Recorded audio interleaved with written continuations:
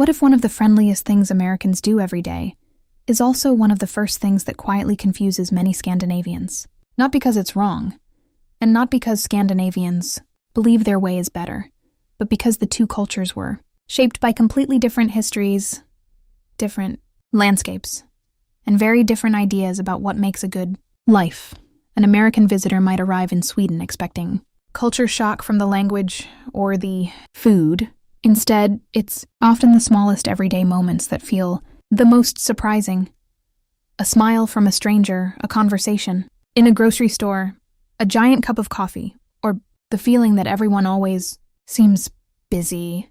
At first, these moments don't seem connected, but look a little deeper, and they all point to the same question. Why do two successful societies see everyday life so differently? Today, we're exploring 5 American habits that many Scandinavians quietly find unusual, not to decide who's right, but to understand the fascinating philosophies hidden behind them. And the very first one begins before a single word is even spoken. Walk into almost any grocery store in America, and something happens before you've even picked up a shopping basket. Someone smiles. The cashier welcomes you. A stranger walking past makes eye contact and casually says, "Good morning." For most Americans, it's so normal, they barely notice it anymore. But for many Scandinavians visiting the United States, this is often their first unexpected cultural surprise. Not because smiling feels strange, but because smiling at people you don't know carries a very different meaning. In America, a smile is often a social invitation, a simple way of saying, "I'm friendly. You're welcome here." Historians believe this habit developed as millions of immigrants from different backgrounds learned to live together. When people didn't share the same language, a smile became one of the easiest ways to build trust. Over generations, it quietly became part of everyday American life. But in much of Scandinavia, trust developed differently. Countries like Norway, Sweden, and Finland have some of the highest levels of social trust in the world. Ironically, that means people often feel less pressure to constantly show they're friendly. A neutral face isn't considered cold. It's simply neutral. Many Scandinavians believe genuine emotions shouldn't be performed on command. If someone smiles, they usually mean it. If they ask how you're doing, they're often genuinely interested in the answer. To an American, that can sometimes feel reserved. To a Scandinavian, it feels authentic. Neither approach is right. Neither is wrong. There's simply two different definitions of what kindness looks like. And once you notice that difference, another one appears almost immediately. Because if smiling feels unusually personal, what happens when a complete stranger starts a conversation? Now imagine you've finished paying for your groceries. You're walking toward the exit when someone you've never met says, "That's a great jacket," or maybe you're waiting for coffee. And the person beside you casually asks, "Busy day?" A few moments later, you're chatting about the weather, your weekend, or your favorite local restaurant. For most Americans, this is completely ordinary. Small talk isn't really about exchanging information. It's about creating a brief moment of connection, a way of making public spaces feel a little more human. In many ways, it's social glue. But for many Scandinavians, the same conversation can feel surprisingly unexpected, not offensive, not annoying, just unnecessary. In much of Scandinavia, silence isn't something people rush to fill. It's something they're comfortable sharing. You can sit beside someone on a train, walk through a park, or wait in line for several minutes without either person saying a word, and no one feels awkward. That often surprises American visitors. But there's an interesting reason behind it.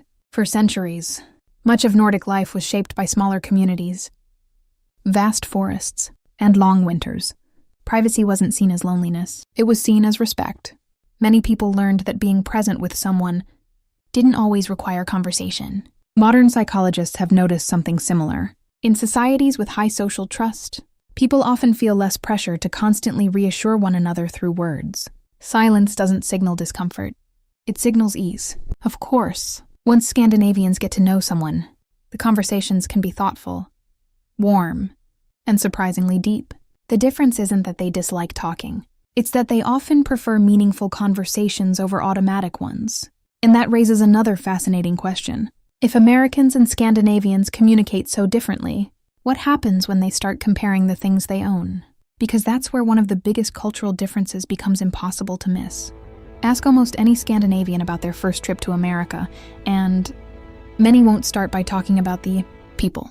They'll talk about the size, the first coffee they ordered, the pickup trucks, the supermarkets, even the refrigerators, everything seemed just a little bigger than expected. For many Americans, that doesn't feel unusual at all. After all, the United States has always had something many countries didn't. Space long. Highways, large suburbs, big family, homes. Buying in bulk often saves both time and money. Larger. Vehicles make sense when people drive long distances. In many parts of America, bigger isn't about showing off. It's about practicality, but many Scandinavians quietly see it through a different lens. Instead of asking, how big can this be? They're more likely to ask, how much do I actually need? That simple question reflects one of Scandinavia's most famous philosophies, Lagom, a Swedish word that's difficult to translate perfectly, but it usually means not too much, not too little, just enough. At first, it sounds almost too simple until you realize it influences almost everything. Homes are often designed to feel comfortable, not oversized. People buy things they'll genuinely use instead of simply filling space. The goal isn't to own less for the sake of owning less. The goal is to make life feel lighter. Researchers studying consumer psychology have found something interesting. The excitement of buying something new usually fades much faster than people expect, but feeling satisfied with what you already have often lasts much longer. Many Scandinavians certainly enjoy beautiful homes, good design, and quality products, but they're often more interested in lasting value than constant upgrades, and perhaps that's why the biggest difference isn't really about the size of a house or a cup of coffee. It's about the belief that happiness is always waiting in something bigger, because the next habit reveals where that belief often leads, to a life that's always moving and rarely slowing down. If you ask someone in America, how have you been? There's a good chance you'll hear the same answer. Busy, not tired, not stressed, just busy. Somehow, being busy has become a sign that life is moving in the right direction. A full calendar, back-to-back, meetings, weekend side projects, always chasing the next goal. For many Americans, hard work is something to be proud of, and historically, there's a good reason for that. The American dream was built on the belief that determination could change your future for generations. Working harder often did create new opportunities. That mindset helped build one of the world's most innovative economies. Many Scandinavians genuinely admire that ambition, but they often ask a different question. When do you actually get to enjoy the life you're working so hard to build? In much of Scandinavia, success isn't measured only by career growth. It's also measured by something far less visible. Time for family. Time for friends. Time to walk. Time to simply do nothing. Researchers studying well-being have found that once people's basic needs are met, having more control over their time often contributes more to happiness than earning a little more money. Many Scandinavians haven't rejected ambition. They've simply decided that success should improve life, not replace it. I'm curious, which cultural difference has surprised you the most so far? Let me know in the comments. Because the final habit isn't really about smiling or small talk or even work. It's the quiet philosophy that connects every single difference we've explored so far. By now, you may have noticed something. None of these habits were really about smiling, or small talk, or bigger houses, or busy schedules. Those were only the surface. Underneath them, there's one question that quietly separates these two cultures. Many Americans grow up asking, what's next? The next promotion, the next upgrade, the next achievement, the next milestone. It's a mindset that has inspired incredible innovation, successful businesses, and remarkable ambition. But many Scandinavians often begin somewhere else. They ask a quieter question. Is my life becoming better? Or simply becoming fuller? At first, those questions sound almost identical, but they lead to very different lives. One is always looking ahead. The other regularly pauses to appreciate what's already here. That's why a simple dinner with friends, a walk through the forest, or an evening without checking work emails isn't viewed as unproductive. It's viewed as part of a life worth protecting. Of course, this doesn't mean every American lives one way, or every Scandinavian lives another.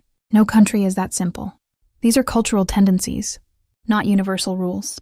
But perhaps that's exactly why they're so fascinating, because they remind us that the way we live every day isn't only shaped by our own choices, it's also shaped by the culture we inherit, often without even realizing it. So before your next purchase, your next busy week, or your next race toward another goal, pause for just a moment and ask yourself one simple question. Is this making my life better, or just making it busier? Sometimes, the smallest question can completely change the way you see your life. If you enjoy exploring the history, culture, and everyday wisdom behind Scandinavian life, consider subscribing to the Scandinavian Way. Thanks for watching, and I'll see you in the next documentary.